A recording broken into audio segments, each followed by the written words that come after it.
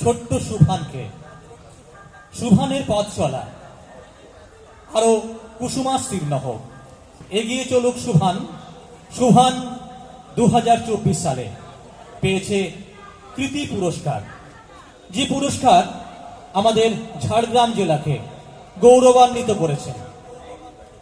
এমনই একজন উদীয়মানা সুভান মণ্ডল আবৃত্তির ডালে নিয়ে এই মুহূর্তে মঞ্চে।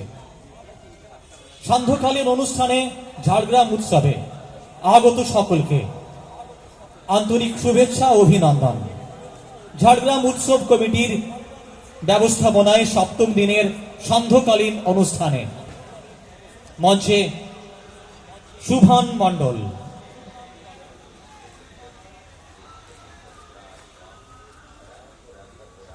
কবিতা বলে মননের কথা, কবিতা বলে চিন্তনের কথা, কবিতা বলে উপলব্ধির কথা।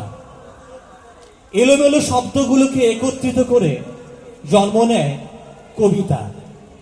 এমনই কবিদের সুনিপুণ তুলির আঁচড়ে ছত্রে ছত্রে তাদের লেখনী স্পর্শে প্রাণবন্ত হয় সেই সমস্ত কথাগুলি। এমনই সুরের ডালি নিয়ে কবিদের লেখনীতে আমাদের মননকে করে জাগরিত।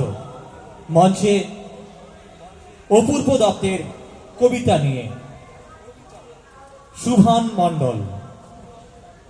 দুই বাংলা, অপূর্ব দত্তের কবিতা নিয়ে সুভান মণ্ডল।